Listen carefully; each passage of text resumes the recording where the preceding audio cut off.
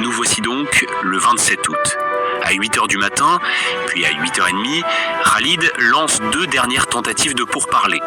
Mais Cave ne fléchit pas. Le sultan non plus. À 9h, les Anglais ouvrent donc le feu. Croiseurs et canonnières bombardent le palais et réduisent rapidement en miettes les défenses zanzibariennes. Les troupes du sultan ripostent avec, je cite, « courage et détermination », comme le rapporte un communiqué de l'agence Reuters. Malheureusement, les coups de canon venus du port sont si nombreux et si efficaces qu'un nuage de fumée et de poussière entoure bientôt Khalid et sa garde, réduisant leur visibilité à néant. Dans le port, leur unique navire, le HHS Glasgow, est coulé dans les premières minutes par ses rivaux, plus modernes et nombreux.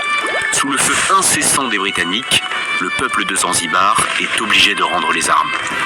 À peine une quarantaine de minutes après le début des combats, les canons se taisent, les Anglais s'emparent du palais, la guerre est terminée.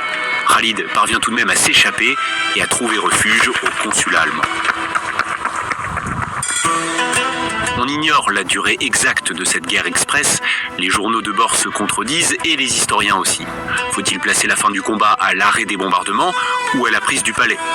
En général, les sources indiquent 38 minutes, avec une durée maximale de 45 minutes, faisant de l'offensive anglaise à Zanzibar la guerre la plus courte de l'histoire. Mais malgré sa brièveté, elle a tout de même été meurtrière. Environ 500 morts chez les Zanzibaris et 1 blessé grave chez les Britanniques. Le palais du sultan a brûlé et une grande partie de sa structure a fini en poussière. Dans le reste de la ville, des habitants ont profité du bouleversement pour aller piller le quartier indien. Et le coût du conflit se poursuit au-delà des coups de fusil et des bombardements.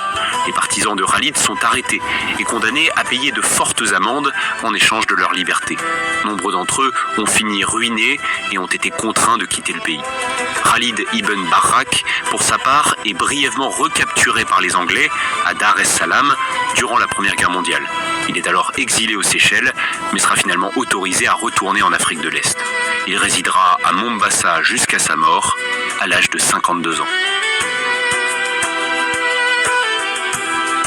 Dès l'après-midi du 27 août 1896, les Britanniques placent Hamoud ibn Mohammed sur le trône. Hamoud est loyal aux Britanniques. Il servira leurs intérêts, et les siens par la même occasion, jusqu'à la fin de son règne, au détriment des Zanzibaris. On pourrait croire que les Anglais auraient préféré passer sous silence le conflit à Zanzibar, qu'ils auraient voulu que leur manigance politique reste ignorée du grand public. Mais à l'époque, on ne s'embarrasse pas de tournures hypocrites.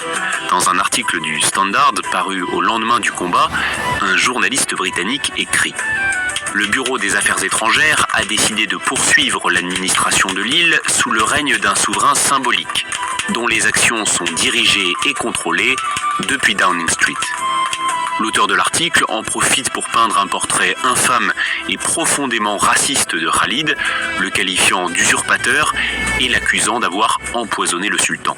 Il affirme que l'offensive anglaise ne peut être attribuée qu'à son manque de jugement, que c'est uniquement de sa faute si 500 morts sont à déplorer, et que c'est lui qui a contraint les Anglais à attaquer, et non le contraire.